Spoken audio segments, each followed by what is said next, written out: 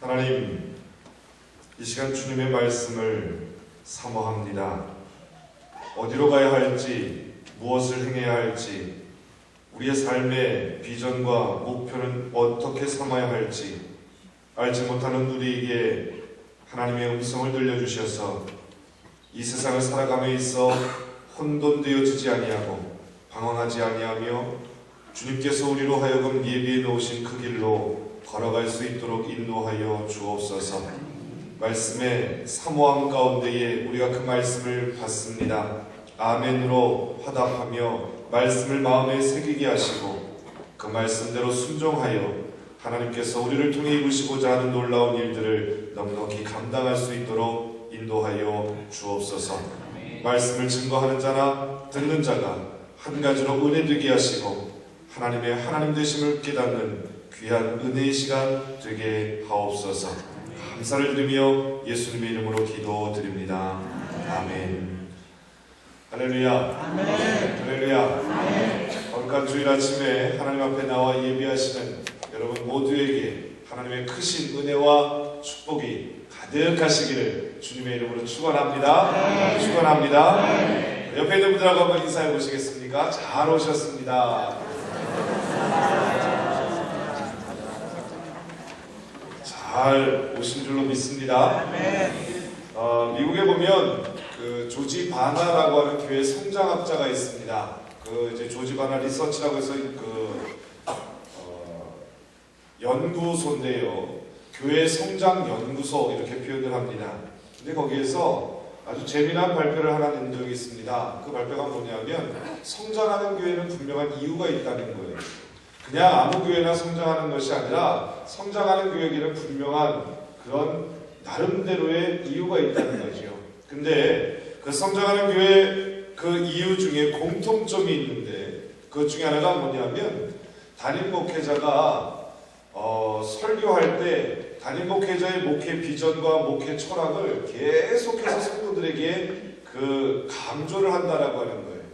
그래서 미국의 윌로우 크릭이라든지 새들백이라든지 크리스탈 처치라든지 이런 모든 교회들이 어떤 이야기들 하냐면 목사님이 계속해서 중요한 것들을 반복하는데 적게는 하루에 3번에서 많게는 하루에 30번까지 목사님의 비전, 가장 중요한 핵심 가치를 계속해서 말씀으로 전달한다라고 이야기를 하더라고요.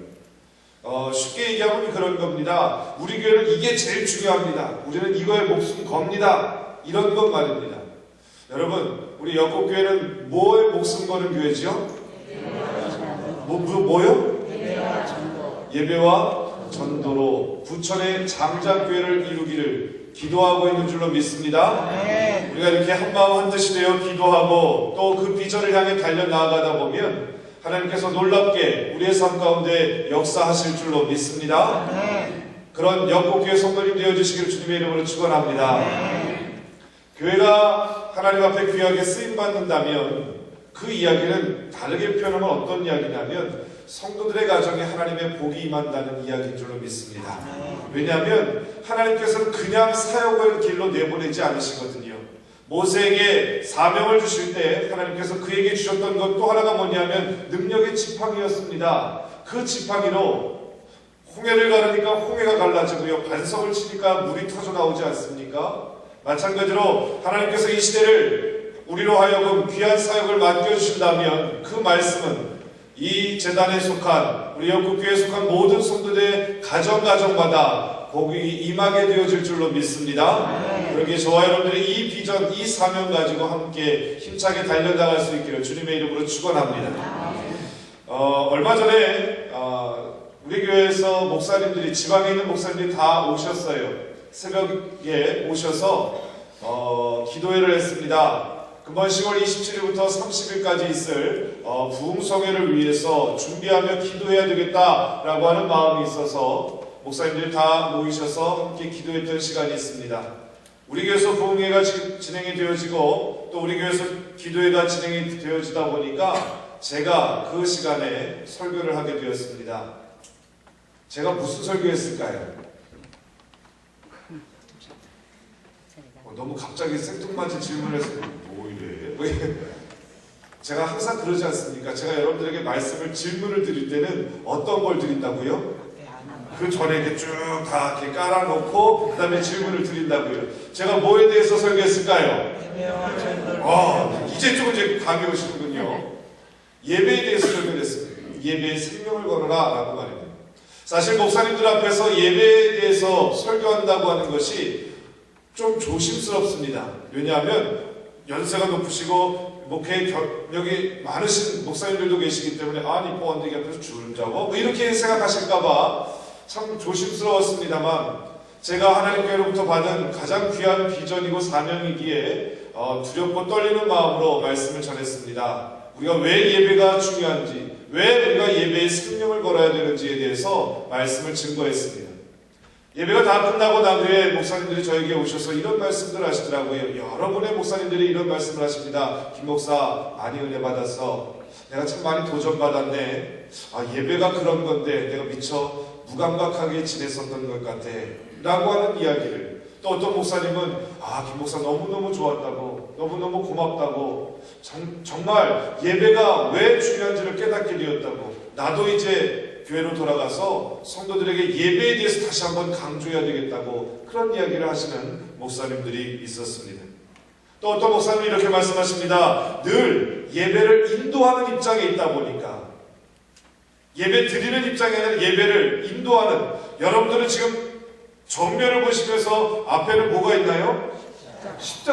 늘 십자가를 보면서 예배를 드리시잖아요. 근데 목사는 어딜 보면서 예배를 드리나요? 그렇습니다. 성도님들을 보면서 예배를 드리지 않습니까? 마치 자칫하면 어떤 착각에 빠지냐면 예배를 내가 드리는 대상이 아니라 받는 것처럼 생각할 때가 있다는 거예요. 그러기에 목사님들이 늘 예배를 인도하는 역할을 하다 보니까 나도 예배 드리는 예배자라고 하는 사실을 잊어버릴 때가 있다라고 고백하시는 목사님이 계시더라고요. 또 어떤 성도보다도 가장 많이 예배를 드리다 보니까 예배를 하나님 앞에 드림에도 불구하고 무감각하게 예배를 드렸었던 경우도 있었노라 라고 말씀을 하시더라고요. 근데 말씀을 통해 큰 은혜를, 도전을 받게 되었다고 김 목사 고마워 라고 하는 말씀을 하시는 분도 계셨습니다. 그 순서가 끝나고 집으로 돌아오는데 이런 마음이 들더라고요. 늘 주님을 묵상하며 목회하시는 목사님들도 예배를 드릴 때 때로는 무감각하게 드리시는 실수를 범할 수 있다고 한다면 성도들인 저와 여러분들의 모습은 어떻겠는가 라고 하는 것 말입니다. 아마 더하면 더했지 덜하지 않지 않겠습니까? 다시 말하면 오늘 저와 여러분들이 드리는 예배도 우리가 이 시간 예배 가운데 임하고 있음에도 불구하고 예배를 무감각하게 습관적으로 형식적으로 예배 가운데 나와서 그냥 앉아있지는 않는가라고 하는 사실입니다. 바라기는 오늘 말씀을 통해 다시 한번 저와 여러분의 예배 생활을 점검해보는 시간이 되어지시기를 주님의 이름으로 축원합니다. 왜냐하면 예배는요 신앙인들에게 있어서 가장 기본적인 것임과 동시에 가장 중요한 것이기 때문에 그렇습니다. 바라기는 오늘 드리는 이 예배뿐만 아니라 이제부터 우리가 드리는 모든 예배 가운데 예배에 성공하는 탁월한 그리스도인이 되어지시기를 주님의 이름으로 축원합니다.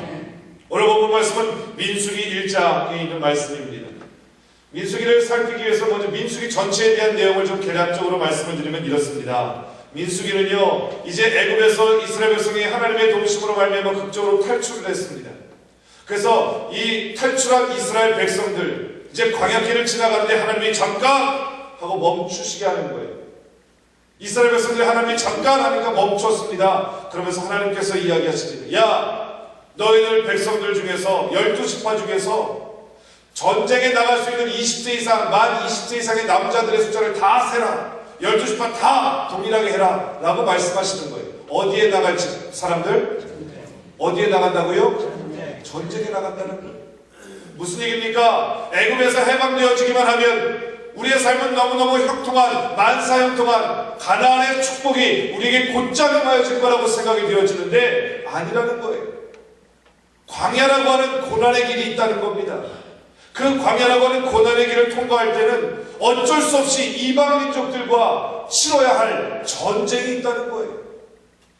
그 이방 민족들과 치러야 할 전쟁, 그 전쟁을 준비하기 위해서 너희들 중에 만 20세 이상 되는 남자들의 숫자를 다 파악해라. 그리고 그들은 다 군인이 되어 전쟁에 나가야 한다라고 하는 말씀을 하시는 것입니다. 이 민수기가 주는 교훈이 있습니다. 광야를 통과하기 위해서는 수없이 많은 뭐가 있다고요? 뭐가 있다고요? 전쟁입니다.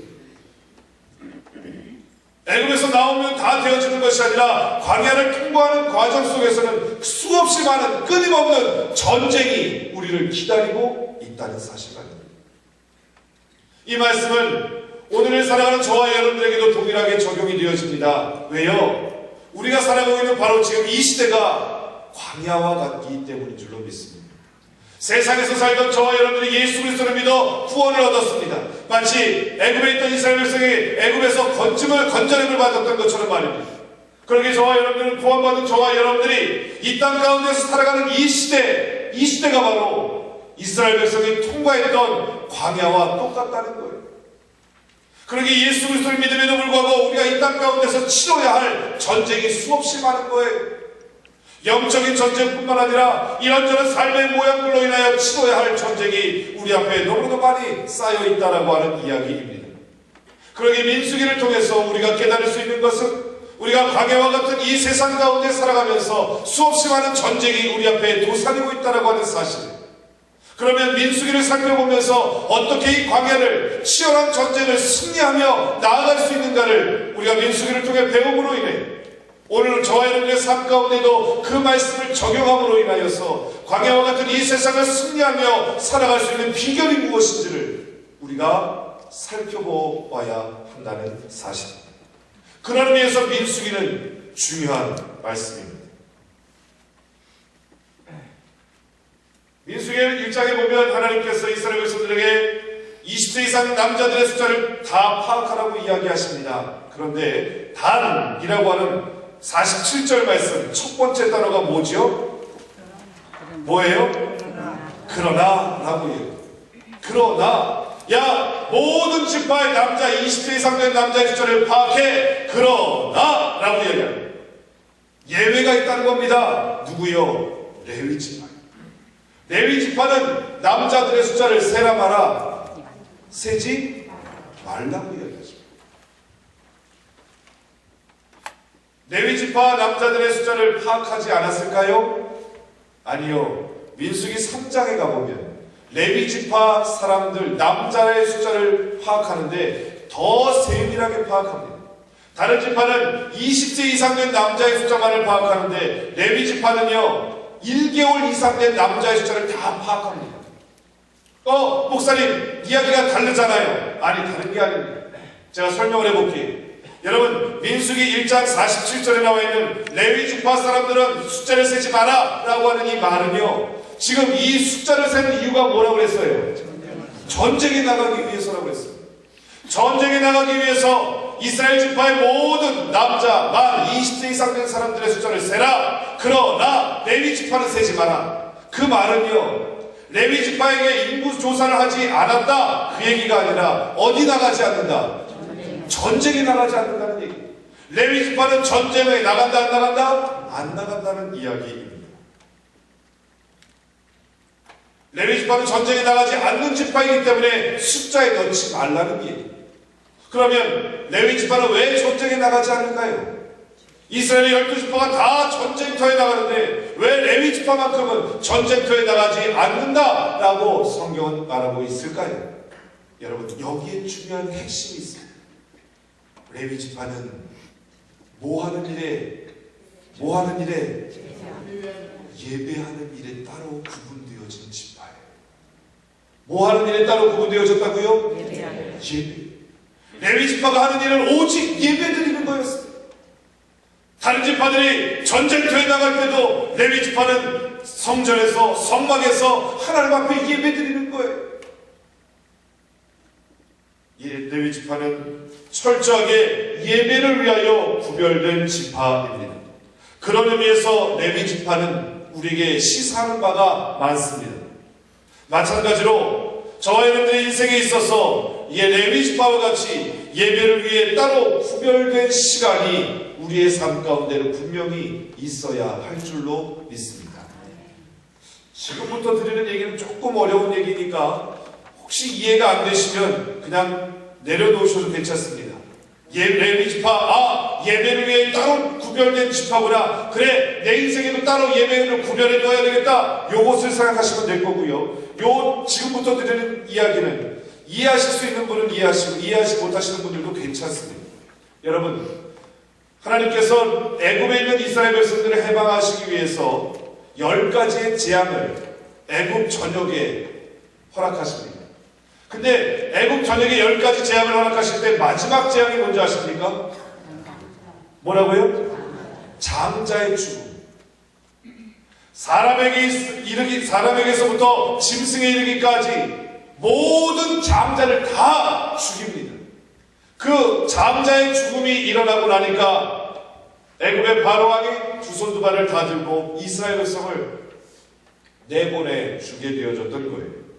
근데 여러분, 놀라운 사실은 애굽에 있는 모든 장자들은 다 죽었습니다. 짐승도 사람도. 그런데 세겜 지역에 있는 이스라엘 백성들이 모여 사는 그 지역에 있는 이스라엘 백성들의 장자는 죽었습니까? 안 죽었습니까?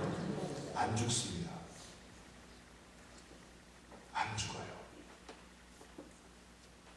근데 중요한 건 뭐냐면 그 안 죽은 이스라엘의 장자들을 하나님께서 뭐라고 표현하시냐면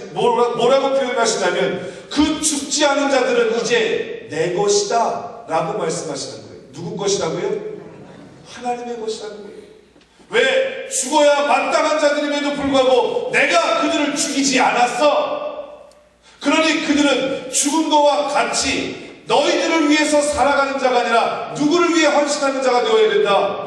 하나님을 위해 헌신하는 자가 되어야 된다. 그게 하나님의 계획이었습니다. 그 역할을 누가 했냐면 레위 지파가 감당합니다.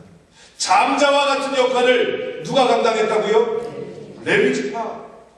이스라엘에 많은 자녀들이 있는데 그 자녀들 중에 첫 번째 장자는 하나님의 것이라는 거예요. 하나님께 바치라는 거예요.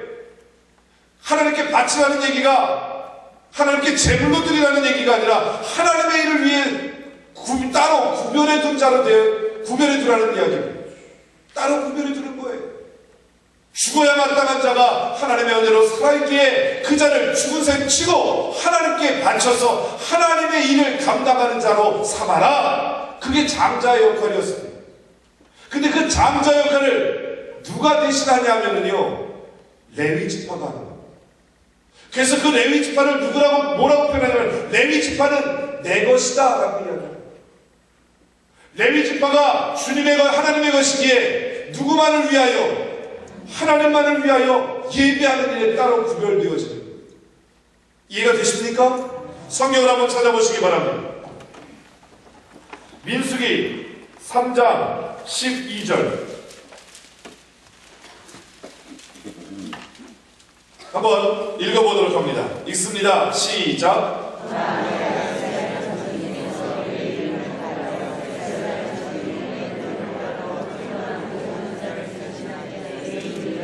레위인은 내 것이다. 장자가 죽어야 마땅함에도 불구하고 죽지 않은 장자, 그러니 그 장자를 하나님을 위하여 바치라는 거예요. 그 하나님을 위하여 바친 장자, 그 장자의 역할을 누가 감당했냐면 레위인들이 하는 거예요. 다시 말하면 이 레위인들은 하나님의 것이다 라고 성경은 말하고 있습니다. 여러분, 그 다음 장 한번 보십시오. 41절 또 한번 읽어봅니다. 읽습니다. 시작.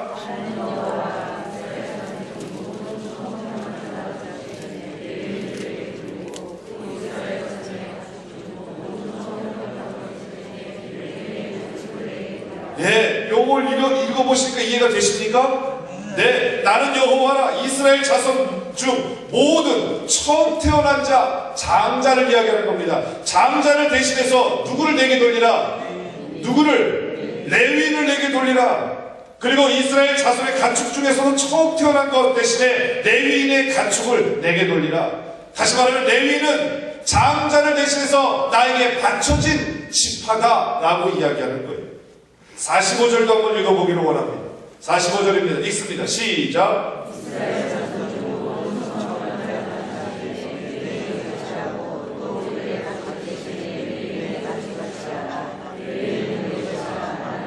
레위는 내 것이다. 나는 여호와이다. 레위는 하나님의 것이다. 자, 여기에 중요한 성경의 영적인 원리가 있습니다. 아주 중요한 겁니다. 자, 애굽에서 해방되어질 때 애굽의 모든 장자들을 다 죽이셨습니다. 그럼에도 불구하고 세겜 땅에 있는 이스라엘 백성들의 장자들을 하나님이 살려두셨어요. 그러게 하나님께서 이제 출애굽한 이스라엘 백성들을 향해 요구하십니다. 너희들의 장자가 죽어야 마땅한데 너희 내 은혜로 내가 너희들에게 은혜를 베풀어 장자들이 죽지 않았어. 그 장자들을 나를 위해 바쳐라. 하나님의 영광을 위해 예배하는 자로 삼아라. 근데 장자들이 다 나가면 이게 혼란스러울 수가 있으니까 그 장자들을 대신해서 한 지파를 나에게 예배하는 지파로 구별해라. 그 지파가 누구예요? 그 지파가 레위 지파예요. 자, 근데 뭐냐면 중요한 건 뭐냐면 하나님은요 레위 지파를 받음으로 인해 이스라엘 모든 지파를 하나님의 자녀로 끌어안으시려고 하는 계획이 있었다고요. 다시요. 레위 지파를 하나님께 바침으로 인해 레위 지파가 하나님 앞에 하나님께 영광 돌리는 예배드리는 자로 인해 되어짐으로 인하여서 그 레위 지파를 통해 이스라엘의 모든 지파를 하나님의 품 안에 품기를 원하셨다고요. 이렇게 이야기할 수 있을 겁니다. 장자를 내게 바쳐라. 여러분, 장자가 없으면 차자가 있을까요? 없을까요? 장자가 없으면 차자는 없는 거예요. 이해가 되십니까? 예를 들어서 이런 거예요. 애굽에서 장자를 다 죽이잖아요. 근데 첫 아이를 낳았어요. 사내 아이네요. 너무너무 기뻐해요. 그런데 장자를 다 죽이면 이 아이는 죽어야 안 죽어요? 죽는 거예요. 그러면 둘째, 셋째는 없는 거예요. 장자가 없다면 둘째, 셋째는 없는 거예요. 다시 말하면 장자가 있어야 둘째도 있고 셋째도 있는 거예요. 마찬가지로 레위 지파가 하나님 앞에 바쳐진 지파가 되어짐으로 인하여서 이스라엘의 모든 지파, 나머지 둘째, 셋째, 넷째도 다 누구의 것이 되어진다고요? 하나님의 것이 되어지게 만드시는 거예요. 하나님이 레위 지파를 세우신 이유가 목적이 여기에 있는 겁니다. 레위 지파를 하나님께 구별해서 하나님이 받으심으로 이스라엘 모든 지파가 하나님의 다스림 가운데 있기를 하나님은 원하셨던 거예요. 그런데요, 그 이스라엘로 인해서 다시요. 그 레위 지파를 통해서 이스라엘 전체를 하나님께서 받기를 원하셨던 거예요. 마찬가지로 그 이스라엘을 통해서 이스라엘이 선택된 민족 아닙니까? 선택된 민족이라고 하는 게 뭡니까? 하나님께 바쳐진 민족이라는 거예요. 하나님을 예배하는 민족이라는 거예요. 그 이스라엘 민족을 통해서 그 이스라엘 민족을 레위 지파 삼아서 하나님이 받으심으로 온 세상의 모든 자들을 하나님의 품에 품고 싶으셨던 거예요. 이해가 되십니까? 레위 지파를 받으면 12지파를 다 받는 거라고 말씀드렸잖아요. 마찬가지로 이스라엘이라고 하는 나라를 받음으로 인해서 세계 모든 열방을 하나님께서 다 품기 원하셨다라고 하는 사실입니다. 문제는 뭐냐면 그 이스라엘이 하나님 앞에 그렇게 불순종합니다. 이방신을 섬기고 다른 데 딱 한눈을 팔고 하나님이 계속 인내하며 돌아와라 돌아와라 돌아와라 그런데도 계속 한눈을 팝니다. 그게 뭐예요? 그게 구약 성경이에요. 그래서 구약의 마지막에 뭡니까? 구약은 어떻게 끝나냐면요, 이스라엘의 멸망으로 끝납니다. 돌아오라 돌아오라 돌아오라 끝까지 인내하시며 돌아오기를 원하셨던 주님의 마음을 헤아리지 못하고 이스라엘 백성은 끝내 불순종하고 하나님을 떠나버립니다. 그리고 400여 년 동안 하나님이 침묵을 지키십니다. 그리고 400여 년이 지나서 신약이 시작되어지는데 신약에 누구를 보내십니까? 예수님을 보내십니다. 그 예수님이 하신 일이 뭐예요? 중요한 것 중에 하나가 뭐냐면 교회를 세우는 일이었어요. 주님이 베드로에게 물으십니다. 야, 사람들은 나를 누구라고 하느냐? 선지자입니다. 엘리사입니다. 뭐 누굽니다. 뭐 탁월한 선생님입니다. 그러면 너는 나를 누구라고 생각하느냐? 주는 그리스도시요 살아계신 하나님의 아들이십니다. 베드로가 고백합니다. 그랬더니 주님이 말씀하시죠. 바요나시노라 내가 복이 있다. 이를 알게 하려면 네가 아니라 성령께서 알게 하십니다. 내가 그 신앙 고백 위에 내 뭐를 세우겠다? 뭐를 세우겠다? 교회를 세우겠다. 그 신앙 고백 위에 주는 그리스도시요 살아계신 하나님의 아들이십니다라고 하는 그 신앙 고백 위에 하나님의 교회를 세우시겠다는 거예요. 무엇을 세운다고요? 하나님의 교회. 왜 하나님이 교회를 이 땅 가운데 세우신 줄 아십니까? 우리가 이 사실을 깨달아 알면 우리는 어영부영 신앙생활할 수 없는 그런 위치라는 것을 깨달을 수 있을 거예요. 구약은요 뭐로 끝났다고요? 이스라엘의 멸망. 돌아와라 돌아와라 그렇게 간곡히 부탁하시며 많은 선지자들을 통해 돌아오라고 말씀하시는 주님 앞에 이스라엘 백성들은 끝까지 불순종함으로 인하여 하나님의 이스라엘을 포기하시는 겁니다. 이스라엘 대신 이 세계 열방을 주님의 품에 끌어안을 수 있는 방법, 마치 레위 지파를 끌어안으면 이스라엘 모든 지파가 주님의 품에 들어올 수 있는 것처럼 이스라엘을 하나님께 바쳐진 민족이 되었지만 그 이스라엘을 통해 세계 모든 열방을 하나님의 품에 끌어안기를 원하셨던 그 계획 똑같이, 근데 그 이스라엘이 불순종함으로 하나님 앞에 버림받아집니다. 그래서 하나님이 그 이스라엘 대신에 이 땅 가운데 세우신 기관이 있는 거예요. 그게 뭐라고요? 그게 뭐라고요? 그게 바로 교회입니다. 다시 말하면 이 땅의 교회를, 이 땅의 교회가, 이 땅의 교회 공동체가 오직 하나님께 드려진 바 되어져서 그 교회 공동체를 통해 하나님의 세상을 끌어안기를 원하신다라고 하는 비전을 오늘 교회 공동체에게 주셨다라고 하는 사실입니다. 이해가 되십니까 이게? 그러면 구약의 레위 지파가 했던 일이 뭐라고요?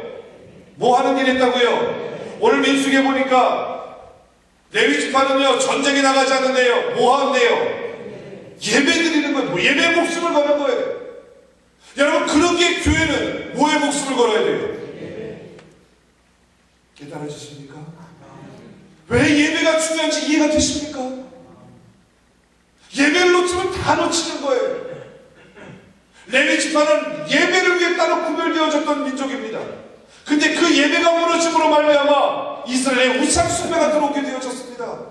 우상 숭배로 가득한 이스라엘 백성은 결국 하나님께 버림받아졌고 그 이스라엘을 대신해서 하나님께서 이 땅 가운데 세우신 기관이 교회이기에 교회는 예배에 목숨을 걸어야 한다는 사실이에요. 또 하나, 이스라엘을 통해 세계 모든 민족을 품으시기를 원하셨다고요. 그렇다면 그 말은 예배드리는 공동체인 교회를 통해 교회의 사명은 또 하나 예배가 있고 그교회의 사명 두 번째가 뭐냐면 세계 모든 민족을 주님의 품에 안겨드릴 수 있도록 우리가 뭐 해야 되는 거예요? 전도해야. 이게 교회의 사명입니다. 그러게 예배와 전도라고 하는 것은요 교회가 교회되게 하는 가장 중요한 요소요 가장 핵심적인 요소라는 거예요. 예배가 무너지면 교회는 교회가 아닙니다. 전도하는 일이 없으면 교회는 교회가 아닙니다. 근데 왜 오늘날 교회가 타락했다고 하는 줄 아십니까? 예배가 예배답지 않은 예배를 드리고 있기 때문에 그래요. 전도하지 않기 때문에 그래요. 우리가 이 땅 가운데서 너무나도 풍요로워져서 너무나도 넉넉하여지다 보니까 예배하는 일에 소홀하더라는 거예요. 너무너무 쉽게 아까 선언에도 말씀을 드렸던 것처럼 목회자들조차도 예배가 무엇인지를 제대로 깨닫지 못하고 예배하고 있다는 거예요. 무감각하게 습관적으로 예배드리고 있다는 거예요. 예배가 무너지다 보니까 영적인 생활이 무너져 버리고 마는 겁니다.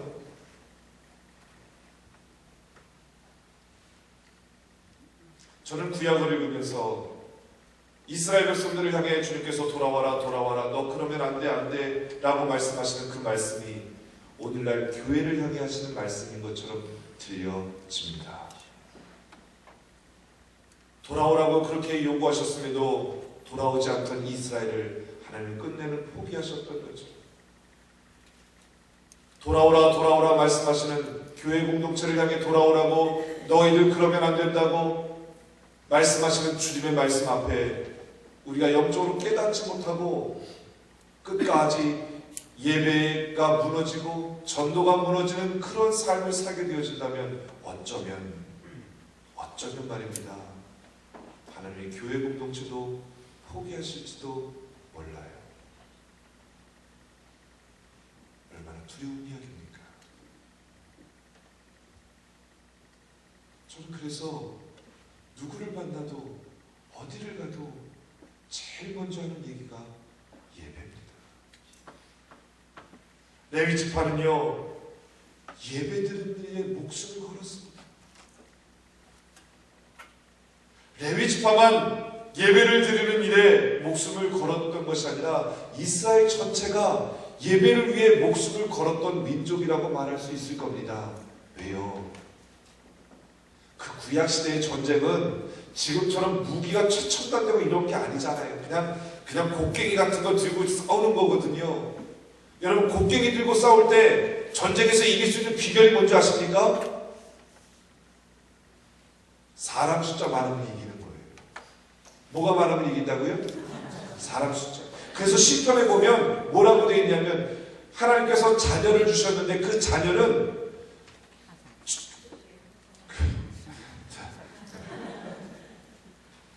장수의 전통, 화살통의 화살과 같은 역할을 한다는 거예요. 뭐가? 자녀가요. 곧 자녀가 뭐라는 얘기예요? 무기라는 얘기예요. 숫자가 많으면 이긴다는 거예요. 자, 그런데 한번 보십시오. 이스라엘 민족이 12지파입니다. 12지파 중에서 11지파만 전쟁터에 나가고 한 지파는 따로 떼어둡니다. 숫자가 모자랄까요? 많을까요? 모자랍니다. 그런데 그렇게 하라는 거예요. 왜?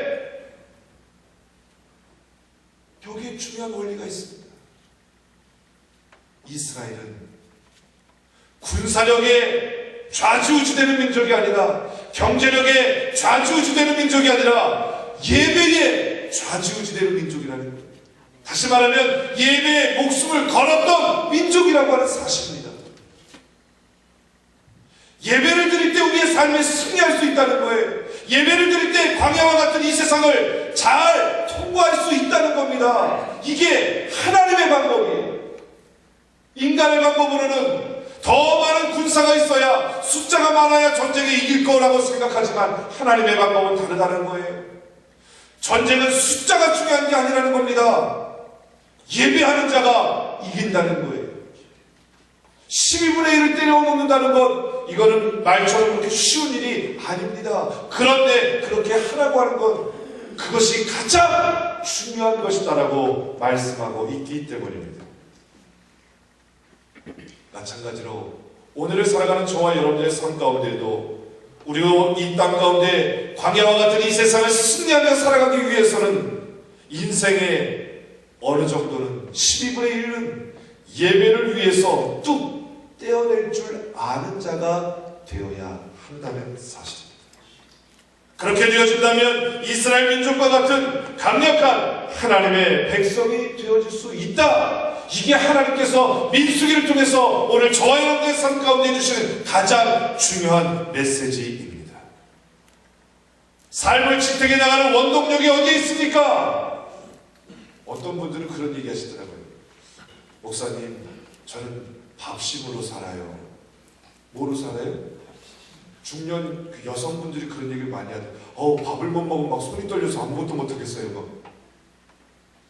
근데요, 인생을 살아가는 삶의 원동력은 어디에 있느냐면 밥심이 아니라 예배에 있다는 겁니다. 이스라엘 민족이 우리에게 가르쳐준 게 바로 그거예요. 우리는 교회 공동체인 저와 여러분들은 이스라엘을 잘 연구해야 됩니다. 왜? 그들이 실패했던 것을 우리가 반복하지 않아야, 그들이 놓쳤던 것들을 우리가 제대로 잡아야 이스라엘이 오늘날의 교회이기에, 이스라엘은 삶의 원동력이 무엇이라고 얘기했냐면 예배라고 얘기했습니다. 하나님은 그렇게 요구하신 거예요. 그렇다면 오늘날 교회 공동체가 가장 중요하게 여겨야 될 것이 삶의 원동력이 뭐냐? 예배라고 하는 사실을 우리는 제대로 깨달을 줄 알아야 된다는 사실입니다.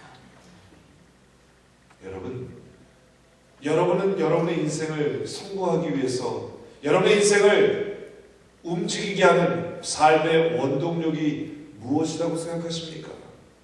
군사력? 경제력? 아니요. 예배입니다. 성경은 이것을 계속해서 얘기해주고 있어요. 아브라함은 가는 곳마다 제단을 쌓았다라고 이야기하지 않습니까? 그랬더니 하나님께서 그 아브라함을 복의 근원으로 삼아주지 않았습니까? 왜 하필 하나님이 아브라함을 믿음의 조상으로 세우셨을까요? 그 당시에 원래 아브라함도요 이방인이었습니다. 우상을 숭배하는 자였어요. 우상 숭배하는 가정이었다고요. 근데 그 가정에서 아브라함을 너는 보통 친척 아버지 집을 떠나 내가 내게 명할 곳으로 가라! 하나님이 그 아브라함을 그 우상 숭배하는 그 집안에서 아브라함을 뚝 떼어내신 거예요. 그래서 넌 이제부터 내 말만 들어. 내가 너의 인생을 책임져 줄게. 너의 미래도 내가 책임져 줄게. 그리고 아브라함을 믿음의 조상으로 만들었지 않았습니까? 왜 아브라함을 그렇게 믿음의 조상으로 세우셨을까요? 아브라함의 삶의 족적을 가만히 연구해보면 아브라함은요 가는 곳마다 제단을 쌓고 예배를 드렸어요. 뭐를 중요하게 생각했다고요? 예배. 그러다 보니까 하나님이 그를 들어 사용하신 거예요.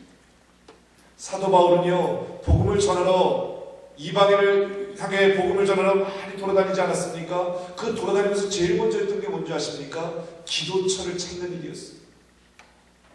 다시 말하면 예배드릴 곳을 마련하는 것, 그게 사도 바울의 첫 번째 임무였다. 우리가 잘 아는, 지난번에 제가 한번 말씀드렸죠. 다니엘에 대해서 말씀을 드렸지 않습니까? 다니엘은 성경에서 정말 독특한 사람입니다. 이스라엘 사람이었다가 이스라엘이 바벨론의 무너짐으로 인해서 바벨론의 종으로 끌려갔다고요. 종으로 살다가 그 다니엘이 바벨론의 국무총리가 되어집니다. 이거는 너무너무 충격적인 이야기일 거예요. 종에서 국무총리가 되어진다는 건 놀라운 일입니다.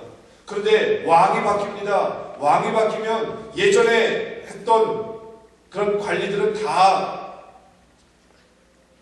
직분을 내려놓고 새로운 사람이 관리에 등용이 되어질 거예요.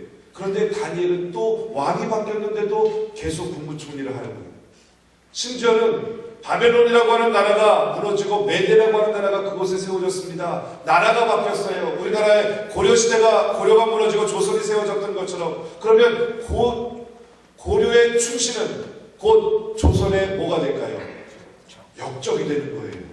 그 다 유배를 가든지 아니면 참역을 당합니다. 근데 다니엘은 바벨론의 국무총리였어요. 2인자였어요. 그러면 다니엘도 참역을 당하든지 유배를 가야 마땅했습니다. 그런데 놀라운 건 메대 나라의 국무총리가 되어집니다. 누가요? 다니엘. 그 비결이 뭐였을까요? 도대체 다니엘이 뭐가 그렇게 독특했길래, 뭐가 그렇게 탁월했길래 왕이 바뀌고 나라가 바뀌는데도 여전히 그 국무총리를 할 수 있었던 비결이 뭘까요? 다니엘은요 예배에 목숨을 걸었던 사람이에요. 제가 지난 시간에 말씀드렸잖아요. 자기가 예배드리고 기도하는 것이 발각이 되어지면 사자굴에 들어갈 것을 뻔히 알면서도, 죽을 걸 알면서도 기도하고 예배했다고요. 목숨 걸고 예배했다고요. 그러다 보니까 하나님이 그를 존귀하게 여기지 않으실 수가 없었던 거예요. 성경은 이런 얘기로 가득합니다. 여러분 이런 관점으로 성경을 한번 읽어보십시오. 모든 하나님의 탁월한 자들은 다 예배에 목숨을 걸었던 자들입니다. 사랑하는 성도 여러분, 오늘의 말씀을 정리합니다.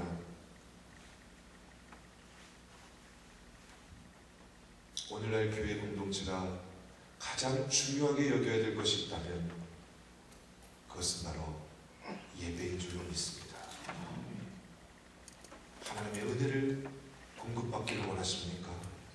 하나님의 도우심이 필요하십니까? 하나님이 내 인생을 도와주지 않으시면 내 인생을 살아갈 수 없다고 하는 그런 절체절명의 위기 가운데 놓여 있으십니까? 여러분이 어떠한 환경과 어떤 상황 가운데 놓여 있다 할지라도 여러분들이 목숨 걸고 예배하는 일에 최선을 다하기만 하신다면 하나님은 분명히 여러분들을 도와주실 줄로 믿습니다. 이 시대에 하나님 앞에 귀하게 사용되어지는 교회는 예배에 목숨을 거는 교회라고 저는 분명히 확신합니다. 그렇게 저는 여러분들에게 괜히 그냥 허풍 떠는 게 아니고요. 우리 교회가 예배하는 일에 정말 목숨을 걸 수 있다면 최선을 다해 예배하는 일에 우리가 모든 에너지를 집중할 수 있다면 하나님은 분명 저와 여러분을 사용하실 줄로 믿습니다. 아름답게 하실 줄로 믿습니다. 탁월하게 하실 줄로 믿습니다. 예배를 소중히 여김으로 말미암아 하나님 앞에 탁월한 인생 되어지고 세상에 선한 영향력을 끼치며 살아가는 일에 저와 여러분들이 쓰임바 되어지기를 주님의 이름으로 축원합니다. 기도하시겠습니다. 하나님, 예배가 무엇인지 오늘 우리로 하여금 깨닫게 하시는 감사를 드립니다. 이제부터 두렵고 떨리는 마음으로 예배하게 하시고 최선을 다하여 예배하게 하시고 예배를 준비할 줄 아는 우리의 모습이 되어질 수 있도록 인도하여 주옵소서. 우리 영국의 모든 성도들이 예배하는 일에 성공하는 자 되게 하옵소서. 예수님의 이름으로 기도드립니다. 아멘.